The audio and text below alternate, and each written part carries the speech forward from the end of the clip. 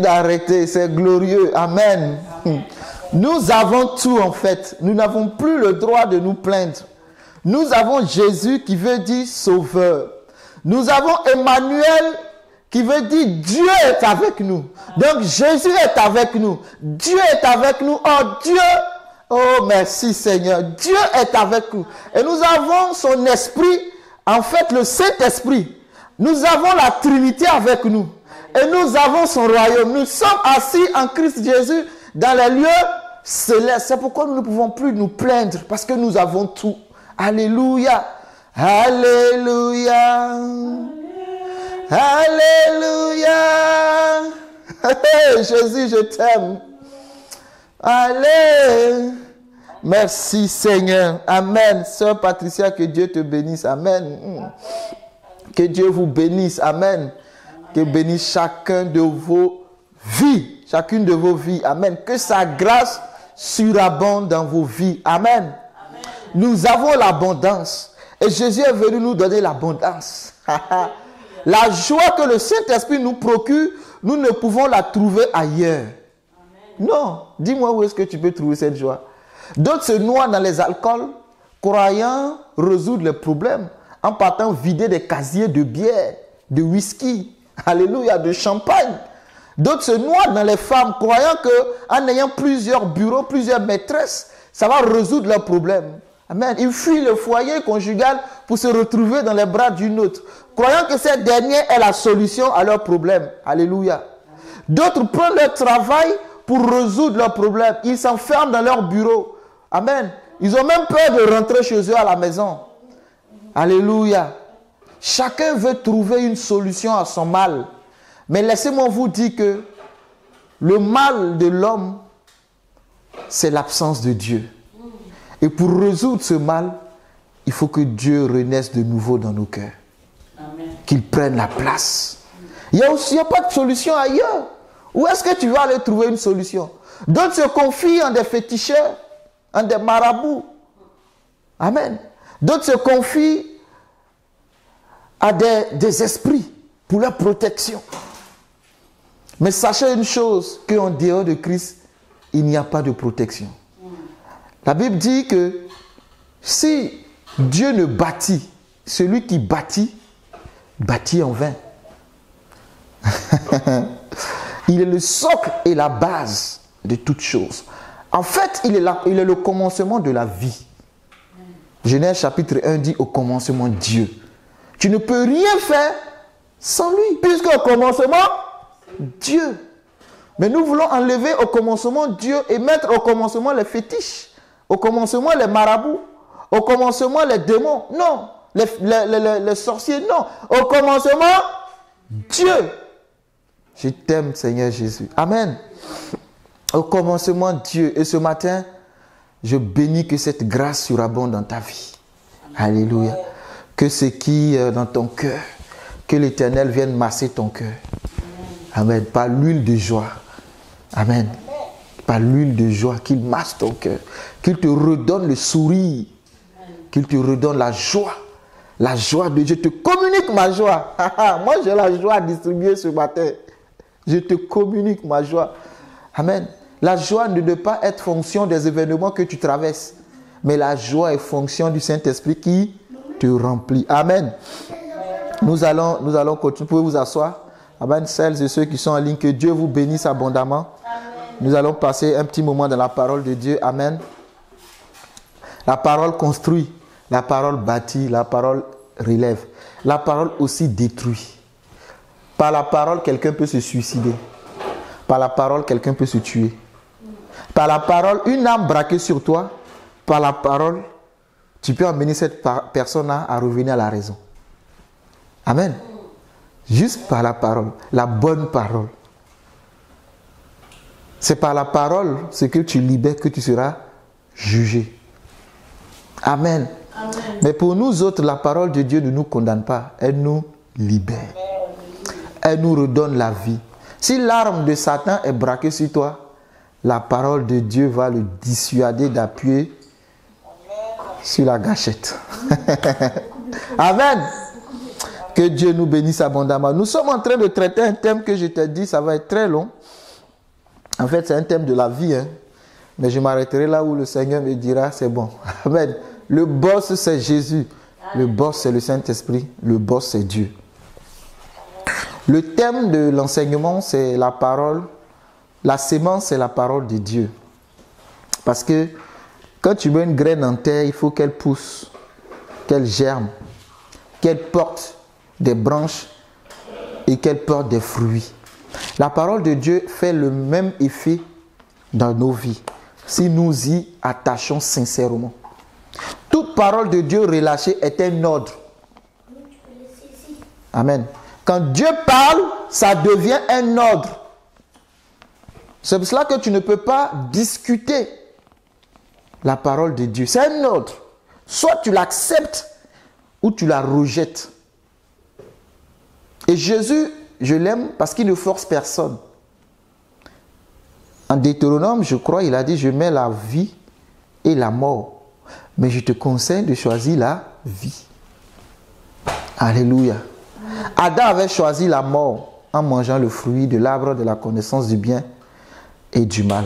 Mais ce n'est pas grave. S'il n'y avait pas de solution, ça allait être grave, n'est-ce pas? Mais heureusement qu'il y a une. Et notre solution, c'est Jésus-Christ, ma solution. Amen. Ce n'est pas le problème que tu dois craindre, mais c'est l'absence de solution que tu dois craindre. Amen. S'il y a un problème, ce n'est pas un problème. Excuse-moi de la redondance, mais s'il y a un problème, ce n'est pas un problème. Pourquoi? Parce qu'il y a une solution à un problème donné. Et Dieu, j'aime le dire et je le répète, Dieu, avant que le problème existe, a d'abord manifesté la solution. Pour l'homme même, quand Adam tombe, la Bible dit l'agneau a été pourvu avant la fondation du monde. Donc avant que l'homme n'existe, il y avait déjà une solution au cas où l'homme tombait. Et l'homme est tombé. Et la solution était là. Et il va prophétiser en Genèse 3,15, la postérité de la femme écrasera ta tête. Oui? Dieu avait déjà la solution. Mais il fallait un temps marqué. Le temps de la grâce. Jésus est venu pour libérer cette voie qui mène à la grâce. Amen. Amen. Il a essayé par le passé, on connaît la suite dans l'Ancien Testament, jusqu'à ce que Jésus vienne et que Jésus se manifeste, qu'il meurt à la croix pour nous. La solution était déjà là. Quel problème dans ta vie penses-tu qu'il n'y a pas de solution? Amen. Quel problème dans ta vie tu te dis, bon, moi, à ce niveau-là, je suis foutu, il n'y a aucune solution pour moi. C'est les hommes qui le disent. Même le médecin va te dire, ton cancer au stade 4. Tout ce qui te reste à faire, c'est de rentrer chez toi. Peut-être rédiger ton testament si tu ne l'as pas fait. Et commencer à dire au revoir à ta famille parce qu'il ne te reste que 3 mois à vivre. Le cancer s'est développé à un niveau que bon, on n'a plus de solution. Mon Dieu a le dernier mot. Mon Dieu a le dernier mot. Maintenant, qu'est-ce que ton Dieu t'a dit quand le médecin t'a annoncé cela? Il t'a dit que c'est vrai qu'il faut plier bagage, tu vas bientôt me rejoindre. Ou il t'a dit que, comme Ézéchias a dit, la Bible dit Ézéchias s'est tourné vers Dieu, il a pleuré, il a prié. Amen. Quand le prophète est venu lui dire, Dieu dit que tu dois donner des ordres à ta maison parce que bientôt c'est la fin pour toi. Ézéchias s'est tourné vers Dieu et il a dit, tu sais comment j'ai vécu avec toi. Tu ne peux pas me lâcher en chemin. Je n'ai pas encore fini avec ma maison pour que tu me prennes. Et pendant que le prophète était en train de sortir de la cour, Dieu va parler à nouveau. Retourne dire à Ézéchias. C'est ça, non? Si je ne me trompe pas de nom, c'est Ézéchias. Retourne lui dire que j'ajoute encore 15 ans sur sa vie. Oh, j'aime Jésus. J'ajoute encore 15 ans. Pendant que le médecin a dit, il te reste 3 mois, tu te tournes vers Jésus et Jésus dit, retourne, dis au médecin que j'ai encore 15 années pour toi. Alléluia, Allé, Alléluia, Allé, Allé, nous avons Nous avons. Nous avons. Nous avons. Tu vois, tu ne le chantes pas avec conviction parce que tu ne crois même pas. Tu as Emmanuel. Il dit, retourne dire à Ézéchias que j'ajoute encore 15 ans. Je ne sais pas le nombre d'années que le sorcier a décidé. Il t'a dit, bon, en fin d'année 2022, tu seras le sacrifice de la fête du 31 décembre 2022. C'est un menteur. Retourne dire au sorcier. Allez, alléluia. Dis au sorcier que j'ai Jésus. J'ai Jésus. Faut lui dire ça. J'ai Jésus, j'ai Emmanuel, j'ai sa puissance, j'ai son royaume. Tout le royaume se déploie pour moi. Satan. Satan. Pourquoi tu trembles? Quand Élie est arrivé dans la maison, c'est sur ça qu'on s'est arrêté, on va continuer. Quand Élie est arrivé dans la maison de cette veuve de Sarepta, je suis revenu dessus, je méditais, le Saint-Esprit m'a fait comprendre d'autres choses. Quand Élie est arrivé dans la maison, il a dit au verset 13, nous sommes dans 1 Roi 17, au verset 13, il a dit à la dame, ne crains point. Parce que Dieu commence d'abord par te rassurer. Si tu es tremblant dans ton cœur, si tu es craintif, si tu as peur, le diable trouve une solution pour t'atteindre. Mais dis à la femme qui a dit, j'ai mon dernier repas, je le prépare, je mange, mon fils et moi, et nous mourrons. Et lui dit, ne crains point, rentre, fais comme tu as dit. En d'autres termes, accepte ce que je suis en train de t'annoncer. Alléluia. Et la Bible dit que Dieu est le père des orphelins. Et le mari des veuves et des veufs. Alléluia. Donc en fait, la femme a dit à Kéron, pardon.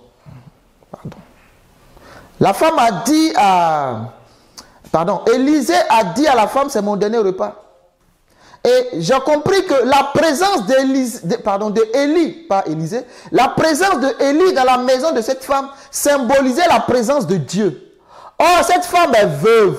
Donc, Dieu vient se présenter comme son époux. Or, ce fils n'a plus de père. Donc, cette femme se présente comme son... Dieu se présente à ce dernier comme son père. Donc, Élie transportait Dieu le père et Dieu l'époux pour cette famille. Or, le père dit quoi? Petits enfants, n'avez-vous rien à manger? Il est venu et pour nourrir son fils et pour nourrir son épouse. C'est pourquoi lui, il a continué de couler tant que Élie était dans la maison de cette femme. Alléluia. Parce que là où Dieu est, c'est l'abondance. Amen. C'est l'abondance. Tu es veuf ou tu es veuve, il se présente comme un mari. Il a envoyé le paquet pour la femme, il envoie aussi le paquet pour son fils. Nous avons Jésus. Oh Seigneur, j'aime ta parole. Amen. Et l'huile a coulé. La Bible dit, et pendant longtemps, elle eut de quoi à manger, elle et sa famille. Ah bon? Elle et sa famille. Donc, je sous-entends qu'il y a des gens qui ont abandonné cette femme parce que son mari est mort. Le pourvoyeur est mort. Alléluia. Mais ton mari Jésus est ressuscité. Donc la provision ne manquera plus dans ta maison. Et ceux qui venaient manger à la table de cette femme l'ont abandonnée. Elle est restée seule avec son fils. Parce que dans nos moments les plus sombres de nos vies, les hommes nous abandonnent parce que nous ne pouvons plus pourvoir à leurs besoins. Amen. Les hommes sont comme des corbeaux. Là où il y a la viande morte, c'est là qu'ils vont. Là où ils peuvent être rassasiés, c'est là où ils vont. Mais la Bible me dit que elle et sa famille. Sa famille était où? On ne dit plus elle et son fils. Pourtant, elle dit, moi et mon fils, nous mourrons. Mais pendant que le miracle s'est accompli, ce n'est plus elle et son fils, mais c'est elle et sa La famille est de retour. Alléluia. Allez. Oh, j'aime ta parole. La famille est revenue manger. Parce que l'abondance est revenue dans la maison de cette femme. Ils ont eu écho. C'est pourquoi laisse-moi te dire que si les hommes t'ont abandonné pour partir, parce que la sécheresse a frappé ta porte, Dieu viendra te surprendre. Et les mêmes qui t'ont laissé hier reviendront manger à ta table. S'il te plaît, ne sois pas méchant. Ouvre la porte. Dis-leur entrer et manger. C'est ça la bonté de Dieu. Ne dis pas vous m'avez abandonné. Non, c'est la grâce de Dieu. Dis revenez. Justement, Dieu voulait que vous sachiez qu'il est vivant. Amen. C'est pourquoi ils sont revenus. Sit down. Mangeons. Alléluia. Elle et sa famille, aussi bien qu'Élie. La farine qui était dans le pot ne manqua point, et l'huile qui était dans la cruche ne diminua point, selon la parole que l'Éternel avait prononcée par Élie. Selon la parole que... C'est Élie qui a parlé, mais on nous dit selon la parole que l'Éternel a prononcée par Élie. Kéron, s'il te plaît.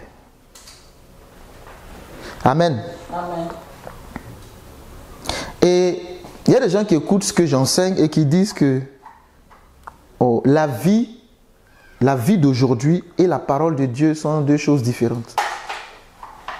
Amen. Pour eux, ce qui est dans la Bible est tellement magique, c'est tellement beau que est-ce qu'aujourd'hui on peut vivre ça? Amen. Rentrer dans le repos de Dieu. Vous voyez? Mais oui, on peut le vivre aujourd'hui parce que c'est ce que Dieu voulait pour nous. Amen. Le repos de Dieu, c'est de savoir, amen, ce que Dieu dit dans ta vie. En fait, prêcher le repos de Dieu, la bénédiction par Dieu, ce n'est pas aller dans la paresse. Ce n'est pas aller faire son lit et dormir. Amen.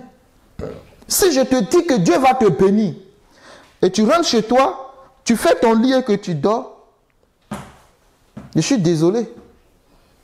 Je suis désolé. Ce n'est pas ça le message. Amen. Amen. Il a dit à cette femme, va prendre des vases et reviens.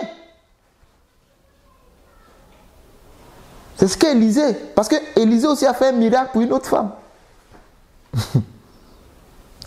Elle, par contre, cette femme, son mari était prophète. Il est mort. Il était prophète. Elle était un prophète avec Élisée. Il était de la classe d'Élisée. Elle dit mon mari était prophète, il est décédé. Et elle avait 2 enfants. Et Dieu, et son mari a laissé des dettes, des crédits. Et le créancier est venu normalement récupérer son dû, sauf qu'elle n'avait rien à payer. Et j'aime cette femme, elle ne s'est pas laissée abattre. Elle allait voir le prophète. C'est comme si elle allait consulter Dieu pour dire, mon mari était prophète. Ce n'est pas normal.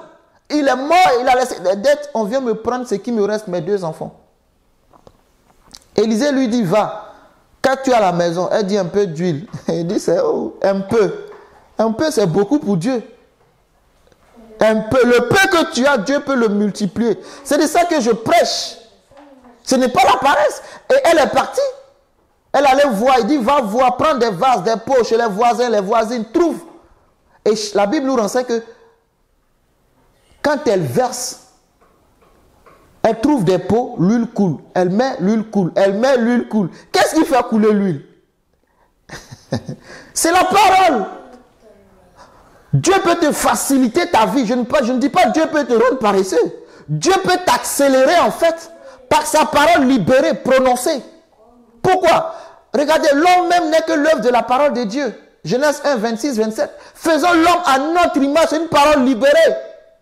Et elle s'est manifestée en Genèse 2 quand il forme l'homme de la poussière. Donc en fait, tout ce que nous sommes, nous ne sommes le fruit que la parole de Dieu. Donc dissocier ta vie de la parole de Dieu, c'est te mettre en warning, c'est te mettre en danger toi-même. Dissocier ta vie, dis bon, j'ai ma vie avec Dieu, voilà, ça c'est ma vie. Et quand je suis dans le monde, c'est-à-dire quand je me cherche, j'ai aussi ma vie. Non, ta vie, tu n'as pas 2 vies. Tu vis par la parole de Dieu. Et ce que le Dieu relâche dans ta vie, c'est ça qui va te nourrir. Amen. Et Adam était dans l'abondance avant le péché. S'il n'y avait pas eu de péché, l'homme n'aurait jamais connu la malédiction. Alléluia. Oh, la Bible me renseigne que Christ est venu mourir afin que de malédiction que j'étais, je devienne bénédiction en lui. Oh, donc, permettez-moi quand même de dire que je suis béni par la parole de Dieu. Alléluia. Amen. Si ton fils n'avait pas allumé le gaz, qu'il n'avait pas mis le feu, la maison n'aurait pas brûlé, n'est-ce pas? Tu aurais toujours ta maison.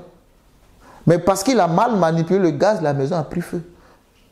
Si Adam n'avait pas péché, Adam allait toujours jouir de l'abondance de Dieu. Mais je dis que ce n'est pas grave. Parce que la solution, Jésus, a été pourvue. Donc je retourne dans mon jardin. Désormais, je ne dois plus travailler à la sueur de mon front. Moi, je refuse cela au nom de Jésus. L'homme se nourrira à la sueur de son front, c'est suite à une parole de malédiction. Par le péché.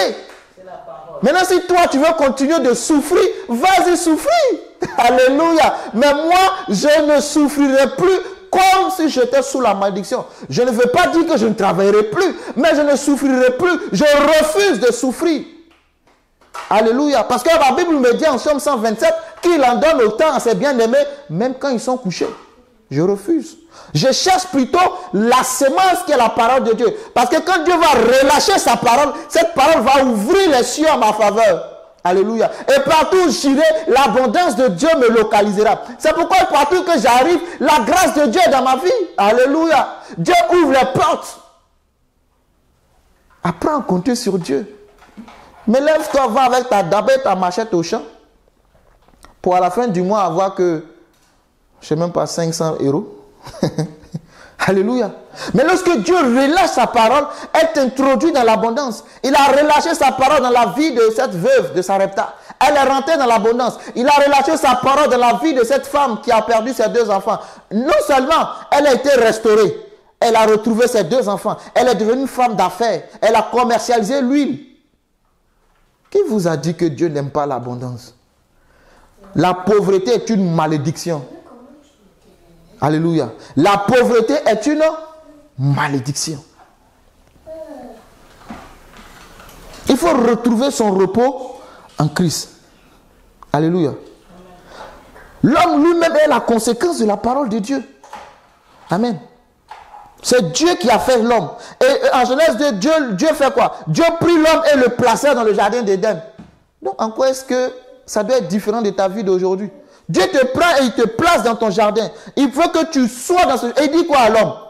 Et au verset 15, Genèse 2, 15, l'Éternel prit l'homme et le plaça dans le jardin d'Éden pour le cultiver, le garder. J'ai déjà parlé de ça. Mais vu que c'est revenu, j'ai encore parlé, c'est pas grave. Pour le cultiver et pour le... Ça veut dire quoi cultiver? C'est aller dormir? Ça veut dire quoi? Il faut travailler. Dieu lui-même, c'est un travailleur, c'est un bosseur. C'est lui qui a bossé en premier. Qui a créé l'homme? C'est Dieu. Comment? À partir de la poussière de la terre. Après avoir relâché sa parole. Donc Dieu lui-même est un bosseur. Donc prêcher aux gens d'aller se coucher, que Dieu va faire, ce n'est pas de Dieu ça. C'est d'emmener les gens dans la paresse. Il faut aller bosser. La parole de Dieu dit quoi? Je bénirai l'œuvre de tes mains. Quelle soit l'œuvre de tes mains pour que je bénisse? Ce n'est pas en allant à l'église du lundi au dimanche, en chantant Alléluia, Amen, que tu seras béni. Ah non, non, non, non, non, non. Cultive-le et... Mais où est ton jardin? Maintenant, ce qui est intéressant, si tu n'as pas de jardin, la Bible dit que Dieu donne la sémence au semeur. Ah, il est tellement bon que... Oh Jésus, aide-nous à comprendre ta parole. Même si tu n'as pas de sémence, Dieu donne la sémence au semeur.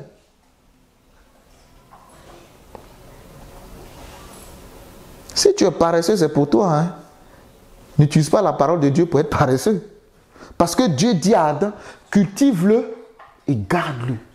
Tu dois le cultiver, le travailler, tu dois le garder. Garder veut dire quoi? Veiller.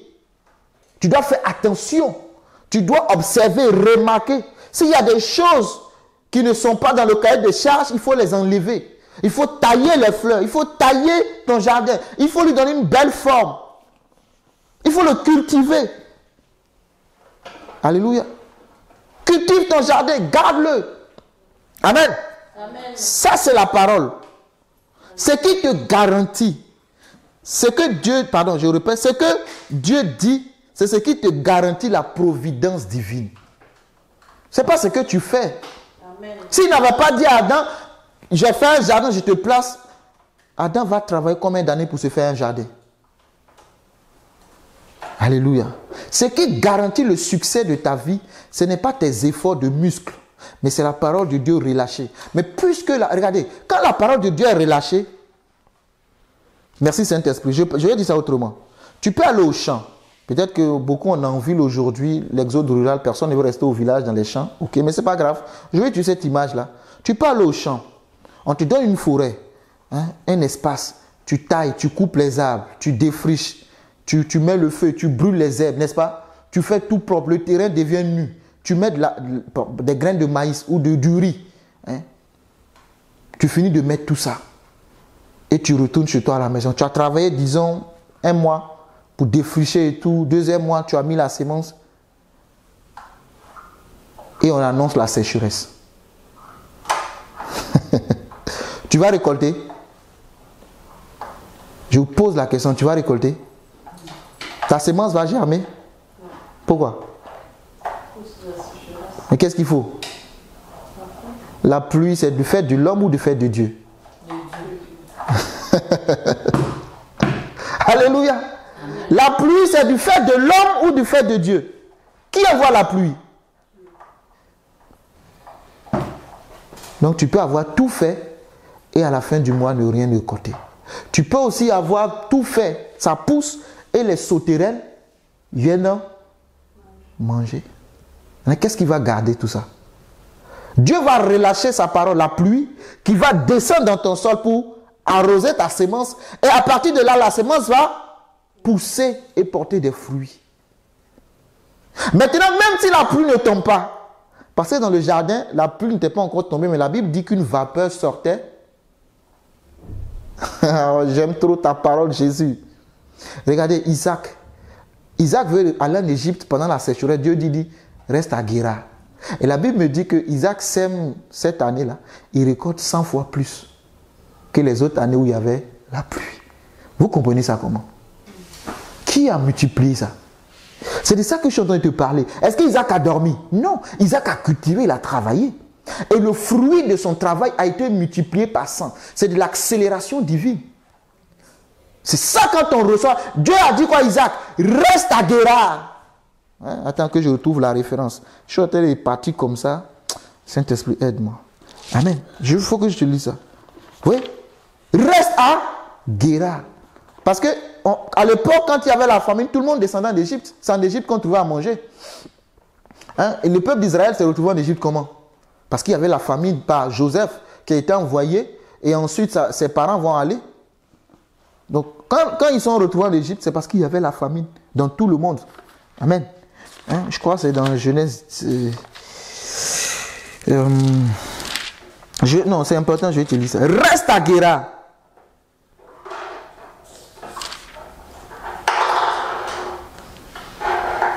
Alléluia. Amen. Ne pars pas en Égypte, reste à Guérar. Parce que c'est à Guérar que je vais te bénir. Si Dieu n'avait pas relâché sa parole, Isaac allait travailler comme tout autre, récolter comme tout autre. Amen. Mais parce que Dieu a relâché sa parole dans la vie de Isaac, Isaac a sémé et Isaac a récolté. Voilà, c'est Genèse 26. J'y étais déjà. Il y eut une famine, Genèse 26, il y eut une famine dans le pays, outre la première famine qui eut lieu dans le pays d'Abraham, dans le temps d'Abraham plutôt, et Isaac alla vers Abimelech, roi des Philistins, à Guérar. L'Éternel lui apparut et dit, ne descends pas en Égypte. L'Éternel dit quoi à Isaac? Ne descends pas en Égypte. Mais fais quoi? Demeure dans le pays que je te dirai. Séjourne dans ce pays-ci. Je serai avec toi et je te bénirai, car je donnerai toutes ces contrées à toi et à ta postérité. Je te tiendrai le serment que j'ai fait à Abraham ton père. Je te multiplierai ta postérité comme les étoiles du ciel. Je donnerai à ta postérité toutes ces contrées et toutes les nations de la terre seront bénies en ta postérité. Parce que Abraham a obéi à ma voix et qu'il a observé mes ordres, mes commandements et mes statuts et mes lois. Et Isaac resta à Guérar. Lorsque les gens du lieu faisaient des questions sur sa femme, il disait c'est sa sœur. Car il craignait en disant c'est ma femme que les gens du lieu ne la tuassent parce que Rebecca était belle de figure. Je continue. Amen. Oui, Dieu a relâché sa parole. Je te bénirai, je te rendrai grand. Alléluia. Amen. Cette parole s'est accomplie. Parce qu'Isaac a récolté, je ne vais pas tout lire, je vais aller juste à la partie. Amen. Isaac a récolté quoi? 100 fois plus. Il est rentré dans l'abondance. Il est rentré dans l'abondance. Amen. Isaac est rentré dans l'abondance. Et c'est de cette abondance que nous avons besoin.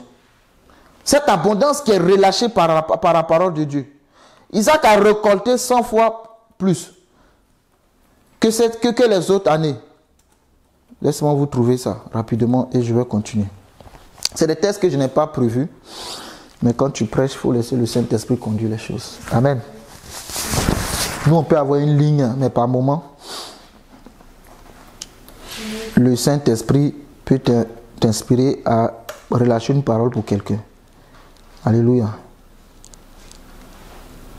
Cette année-là, Isaac récolta, verset 12, Isaac sema dans ce pays et il recueillit cette année le centuple car l'Éternel le bénit. Il récolta combien? Le centuple car l'Éternel le bénit. Isaac a récolté le centuple parce que l'Éternel l'a béni. Si Dieu ne t'a pas béni, tu ne peux pas récolter le centuple. Attention, je suis en train de parler des enfants de Dieu. Je traite la question pour les enfants de Dieu. Ce qui fait que tu es béni, ce n'est pas ton travail quand tu es enfant de Dieu, mais c'est la parole de Dieu relâchée dans ta vie. Amen. Isaac récolta. Verset 13, cet homme devint riche. Virgule, ça me fatigue trop.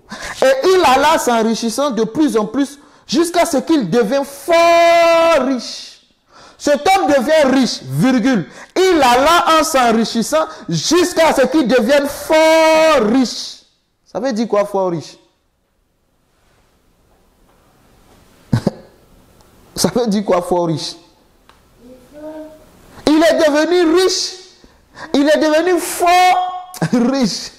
La parole de Dieu est capable de te rendre fort riche. Et je prophétise dans ta vie que cette parole soit relâchée dans ta vie au nom de Jésus-Christ. Que tu ailles en devenant de plus en plus fort riche dans tout ce que tu fais, dans tes affaires, dans tes activités, dans ton travail. Je prophétise cette parole dans ta vie au nom de Jésus-Christ. Isaac est devenu fort riche parce que Dieu l'a béni. Il a récolté 100 fois. Il a dit à Pierre, tout ce que tu auras quitté à cause de moi, tu le retrouveras dans le siècle présent et le siècle à venir, c'est-à-dire la vie éternelle. Tu le retrouveras au centuple. Alléluia. Quand on est dans la grâce c'est l'abondance. La grâce est multipliée par 100. Tout ce qu'on a de Dieu, c'est multiplié par 100. Amen. Amen. Mais notre mentalité, notre esprit a été tellement phagocyté par la misère, par la pauvreté. Vous voyez, comme la poule, quand tu attaches ses pieds, à un moment donné, même quand tu détaches les pattes de la poule refuse de partir. Parce qu'elle se croit toujours attachée. C'est ça notre problème. Nous avons été tellement attachés par la médiocrité, par la pauvreté, la misère. Et que quand la grâce de Dieu pénètre dans nos vies, nous avons du mal à croire que nous ne sommes plus attachés, que nous sommes déliés. Je suis venu libérer ceux qui sont en prison. Je suis venu restaurer. Je suis venu casser les prisons afin que vous sortiez. Je suis venu annoncer une année de grâce, d'abondance. Je suis venu afin que le pauvre devienne riche. C'est la parole de Dieu. Mais tellement que tu es resté dans la misère, tu ne crois pas que ça c'est la parole de Dieu. Tu te dis non mais c'est pas possible. Moi j'ai longtemps fonctionné avec 2000 euros. Mais Dieu veut entendre te dire qu'il est temps que tu commences à fonctionner avec 10 000 euros. Mais tu dis comment cela va se faire? Il dit par ma parole. Pas par ton travail. Tu as trop fonctionné avec 500 euros. Hein? Dieu veut que tu arrêtes de fonctionner avec 500 euros.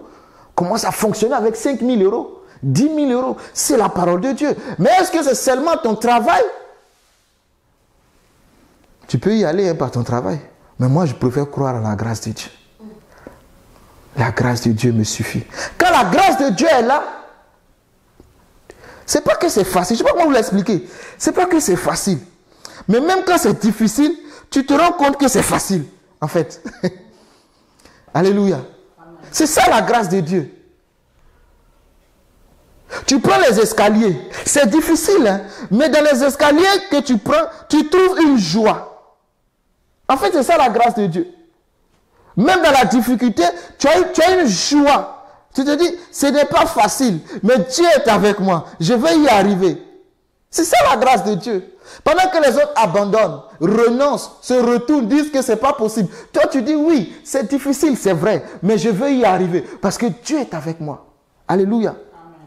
Pendant que c'est la famine, Isaac dit, oui, c'est vrai, c'est la famine. Vous partez en Égypte, mais Dieu m'a dit de rester à Guérar parce qu'il va me bénir. Je vous conseille, mes amis, restez avec moi à Guérar. Ils ont dit, non, nous allons en Égypte. En Égypte, il y a l'abondance. Écoute, tu ne dois pas suivre le mouvement de tout le monde. Tu dois suivre le mouvement de l'Esprit de Dieu dans ta vie. Ce que Dieu dit, c'est ce que tu dois faire. Ce n'est pas parce que tout le monde réussit en vendant des galettes qu'il faut vendre des galettes.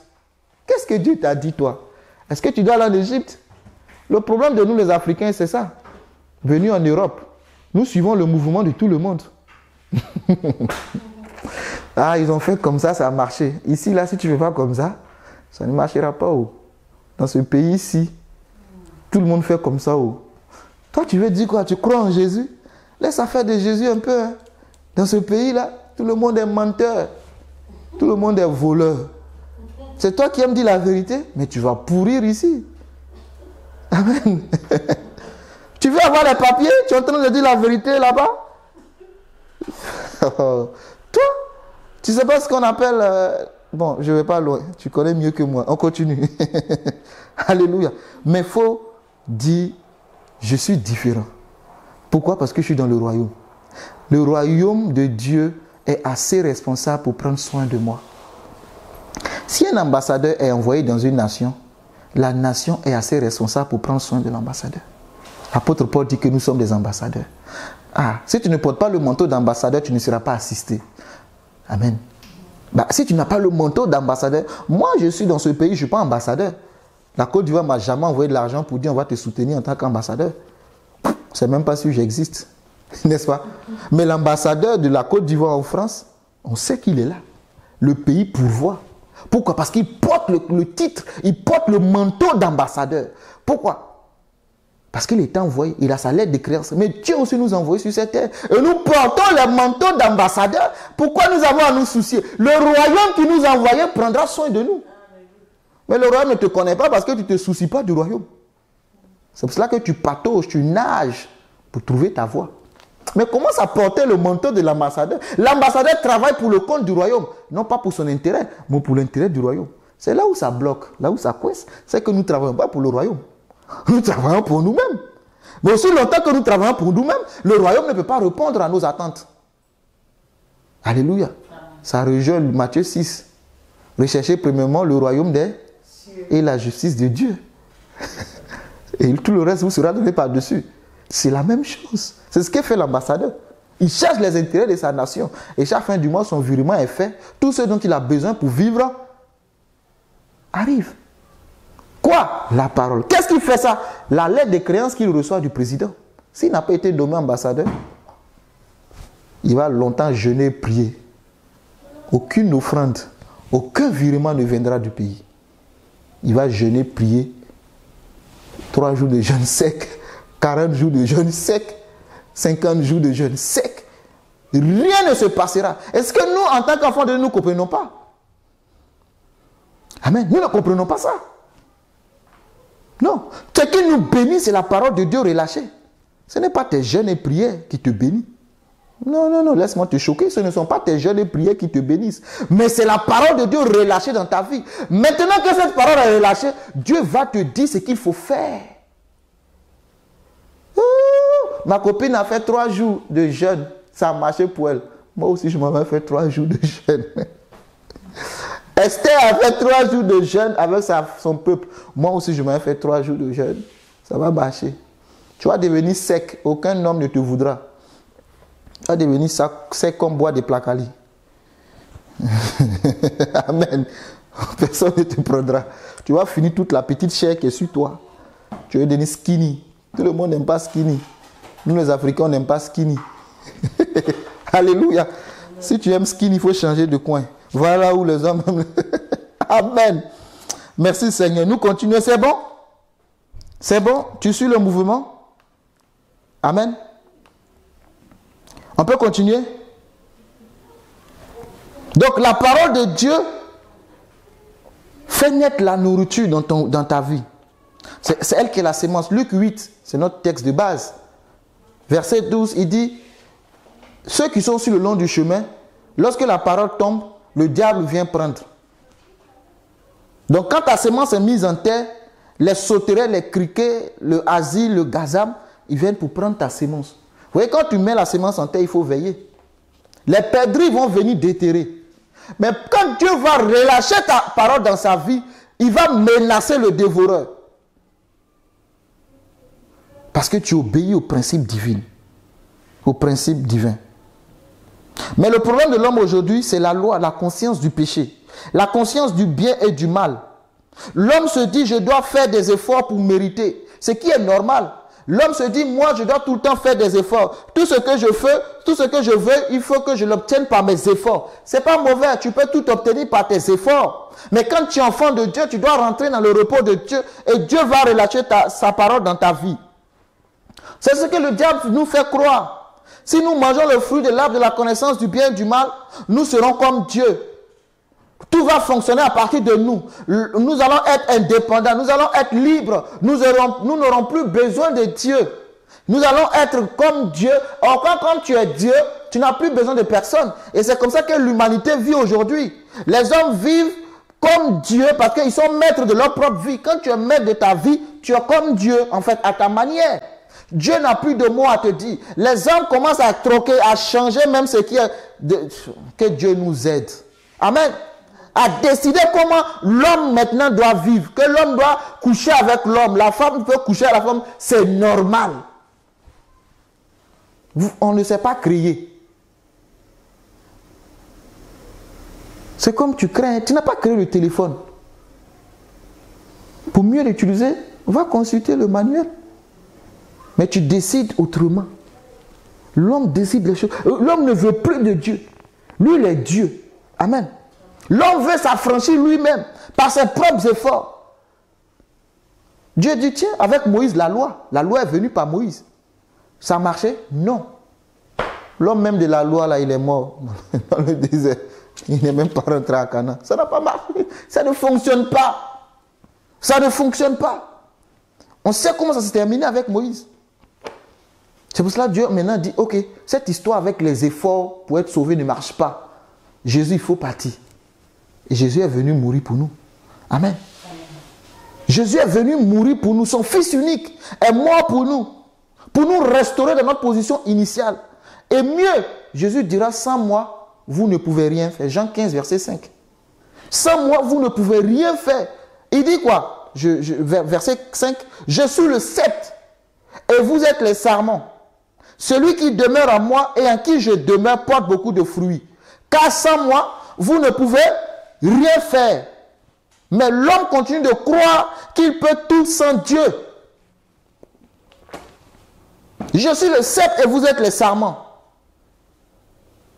C'est normal. Vous avez vu des mangues pousser seules comme ça dans le truc. Vous êtes parti, vous trouvez que des mangues à terre. Les mangues sont d'abord sur des branches. Pour qu'il y ait des fruits, il faut que la branche soit rattachée au tronc. C'est ce que Jésus nous explique. Mais l'homme dit non, moi c'est possible, je veux porter des fruits. Je peux tout sans Dieu. Je préfère utiliser mes efforts. Vas-y. Alléluia. La loi met l'accent sur vous, sur moi. Tu ne feras pas, tu ne feras pas, tu ne feras. C'est ça la loi, tu. Mais la grâce met l'accent sur qui? Sur Dieu, Jésus. Je le ferai, je le ferai, je le ferai. C'est ce qu'il ne cesse de nous dire. Je le ferai. Je m'en vais vous préparer une place. Je vous ressusciterai. Je ferai. Si c'est lui qui fait, ce n'est pas nous, c'est lui. Je le ferai pour vous. Mais la loi dit tu le feras, tu le feras, tu le feras. Et aussi longtemps que tu le feras, tu le feras, tu le feras, tu ne peux pas porter des fruits. Mais laisse Dieu le faire. Quand Dieu le fera, alors tu porteras des fruits au nom de Christ Jésus. Amen. Le seul travail dans la grâce, c'est d'entrer dans le repos. Hébreux 4 dit, efforcez-vous d'entrer dans le repos, que personne ne soit trouvé venu trop tard. L'homme doit changer de mentalité, l'homme doit changer de système de pensée, l'homme doit se repentir, c'est-à-dire revenir au plan initial de Dieu. Alléluia. Lorsque Dieu libère sa parole pour l'accomplissement d'une action, celle-ci devient alors un ordre. C'est un ordre. Va à Sarepta, j'ai ordonné à une femme veuve de te nourrir. Va au torrent des Kérith, j'ai ordonné au corbeau de te nourrir là. Alléluia. C'est ce que Dieu fait. C'est ce que Dieu fait dans le nom de Jésus. Merci Seigneur. Et Christ n'a pas changé. Christ est le même hier, aujourd'hui et éternellement. Christ est le même hier, aujourd'hui et il n'a pas changé. Jésus n'a pas changé. Amen. C'est ce que nous enseigne. On peut lire ça. Hein? Il y a plusieurs versets qui le disent. Mais par exemple, dans Hébreux 13, Christ est le même hier, aujourd'hui, éternellement. Malachie 3, 6 dit, car je suis l'Éternel, je ne change pas. Amen. Je ne change pas. Et je m'en vais pour conclure. Amen. C'est vraiment un petit rappel. Amen. Je prends mon temps vraiment pour que Dieu nous aide à comprendre. Alléluia. Que Dieu nous aide à comprendre. C'est des versets que j'ai déjà utilisés la fois dernière, mais je reviens là-dessus. C'est ce que le boss veut. Jacques 1, 17. Toute grâce excellente et tout don parfait descend d'en haut, du Père des Lumières, chez lequel il n'y a ni changement, ni ombre de variation. Il n'y a ni changement, ni ombre de variation. Toute grâce excellente. Moi, je veux la grâce excellente. Tout don parfait. Je veux la perfection. Viens nous d'en haut. Le Père des Lumières. Lumière, l'étoile. Le Père des Lumières. Quand la lumière de Dieu vient dans ta vie, tu brilles. Des ténèbres, tu apparais à la lumière. Lève-toi, sois éclairé, car ta lumière arrive. Lève-toi. Arrête de dormir. Dieu n'est pas pour les paresseux. Lève-toi, sois éclairé. Amen. Et on a vu en Jean 21, quand Jésus est venu les trouver, il a dit, petits enfants, vous n'avez rien à manger. Ils ont dit, oh, nous avons travaillé toute la nuit, ça va rien prendre. Il dit, jetez vos filets du côté droit. Ils ont jeté, ils ont pris assez de poissons. Amen. Amen. Et au verset 8 de Jean 21, les autres disciples viennent avec la barque, tirant le filet plein de poissons. Je vous avais promis de revenir là-dessus, donc je vais conclure par là. Car ils étaient éloignés de terre que d'environ 200 coudées. Lorsqu'il fut descendu à terre, il vit là des charbons allumés, du poisson dessus et du pain. Jésus leur dit, apportez des poissons que vous venez de prendre. Verset 10. Verset 11. Simon-Pierre monta dans la barque et il tira à terre le filet plein de 153 grands poissons.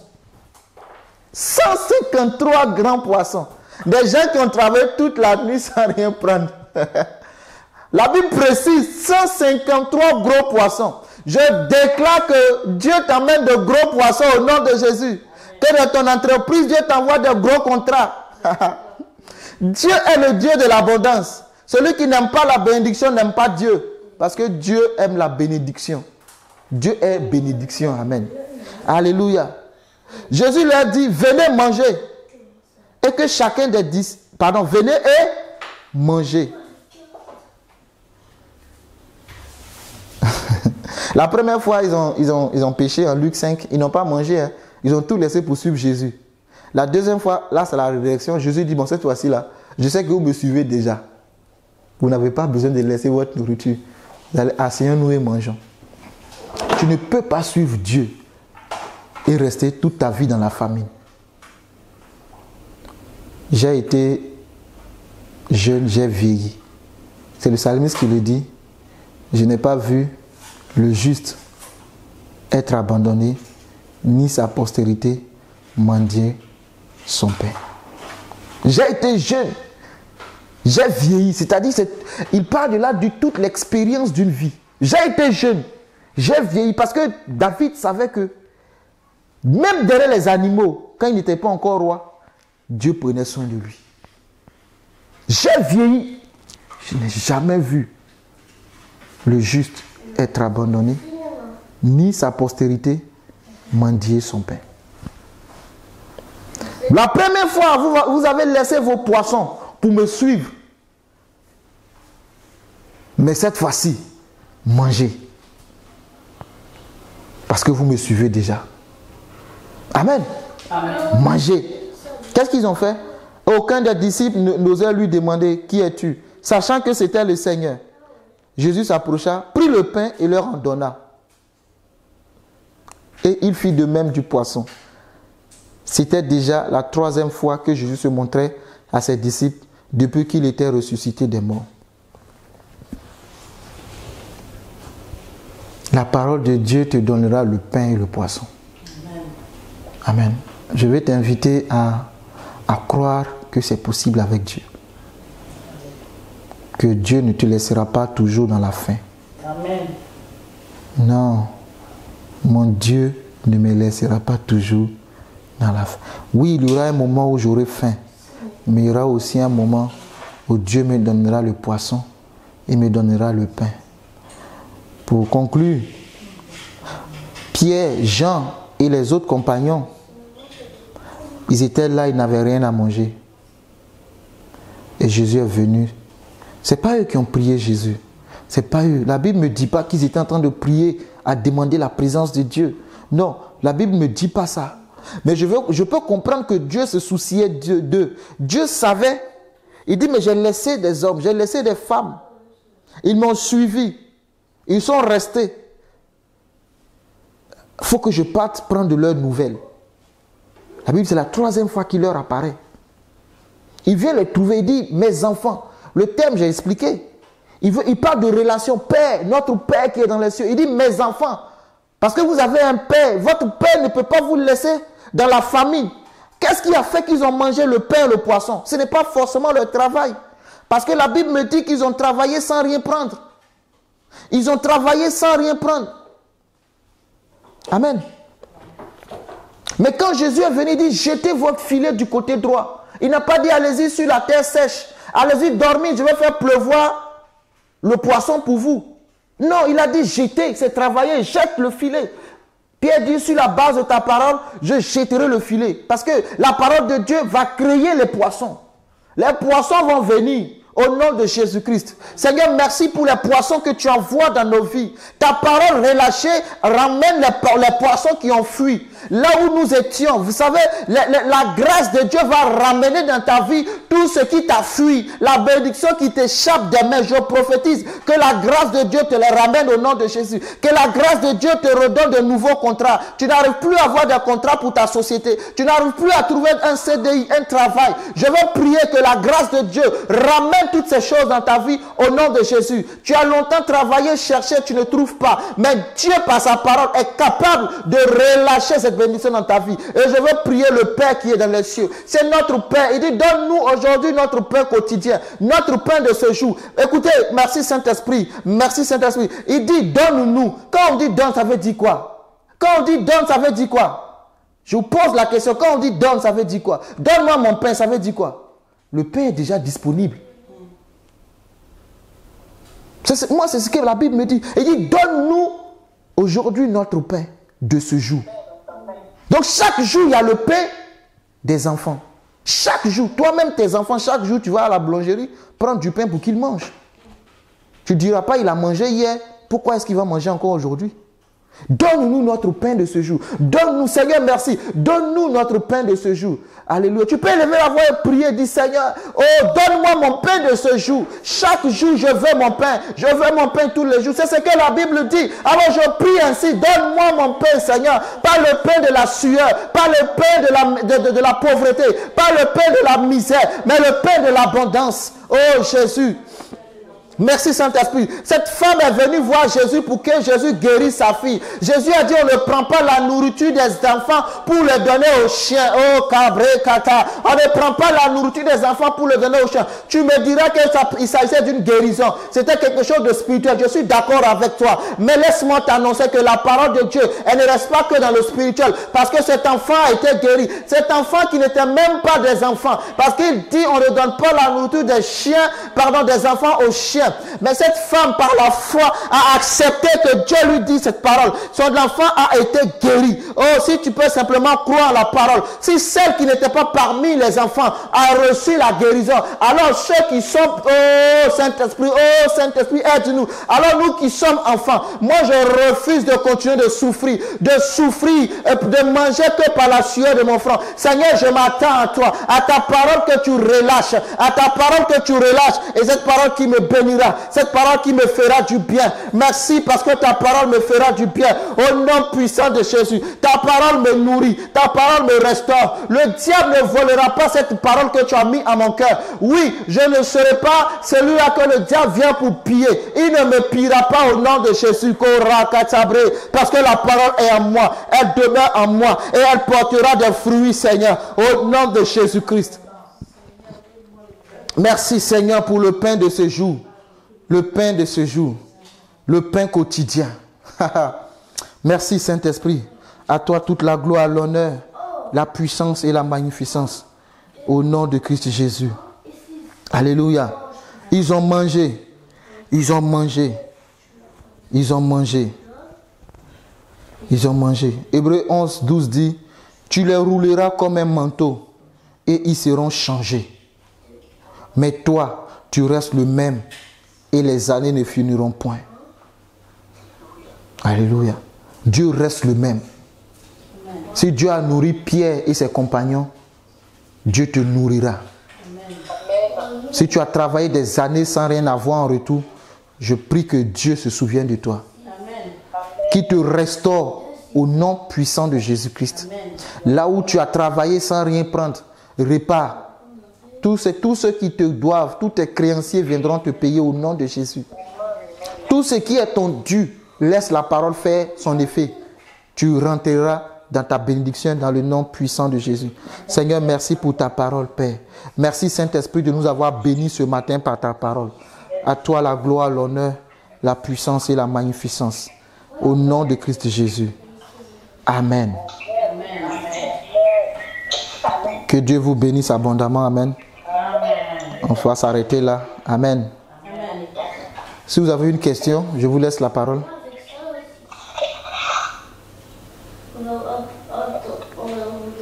S'il n'y a pas de question, je vais prier pour clôturer. Ou bien si vous avez un sujet de prière, on peut prendre un sujet de prière. Dieu aime ses enfants. Il les délivre de leurs souffrances. C'est ça, non? Dieu aime ses enfants. Il les délivre de leurs souffrances. Amen. Dieu aime ses enfants. Il les délivre de leurs souffrances. Quand tu es abandonné, méprisé. Oh Jésus.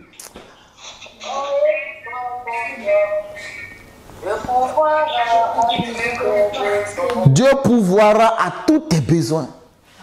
Quand il n'y a plus d'espoir, abandonné, méprisé, croyez, sois confiant. Dieu pourvoira. Il dit Abraham dit plutôt, il est l'Éternel, Jéhovah, Jireh. À la montagne de l'Éternel, il sera pourvu. À la montagne de l'Éternel, il sera pourvu. Élie a dit à cette femme, ne crains pas, fais comme ce que tu as dit. Amen. Seigneur, merci au nom de Jésus. Bénis chacun de nous. Que chacun de nous rentre dans son couloir, marche dans son couloir, vive dans son couloir, demeure dans son couloir. Que chacun de nous reçoive ce que tu as prévu dans le nom de Jésus. Si tu n'es pas à la bonne place, que Dieu te mène à la bonne place. Si tu n'es pas à la bonne montagne, que Dieu te mène à la bonne montagne. Nous souffrons parce que nous ne sommes pas à la bonne place. Nous ne sommes pas sur la bonne montagne. Abraham devait se retrouver sur la montagne que Dieu lui a montrée. C'est là-bas que le bélier l'attendait. Ton bélier t'attend à un endroit précis. Je prie que Dieu ouvre tes yeux et qu'il te conduise là où ton bélier t'attend. Là où ta bénédiction t'attend. Ce n'est pas toi qui attends la bénédiction, mais c'est la bénédiction qui t'attend. J'ordonne à la bénédiction de te suivre, qu'elle te suive partout où tu iras en cette semaine, au nom de Jésus. Que tes bénédictions, ta cruche, soit remplie au nom puissant de Jésus-Christ. Que la farine ne manque pas dans ta maison. Que dans ces temps très difficiles de l'inflation, que Dieu envoie des virements inattendus. Que Dieu puisse bénir tes comptes bancaires, qui élargisse tes finances au nom de qui te donne de nouveaux marchés dans le nom puissant de Jésus-Christ. Que Dieu pourvoie à tous tes besoins, que tu puisses payer toutes tes charges et qu'il en reste. Parce que quand Dieu bénit, il y a toujours un reste. Dans le nom puissant de Jésus-Christ. Merci Seigneur parce que tu es avec nous. Gloire et honneur au nom de Jésus. Amen. Amen.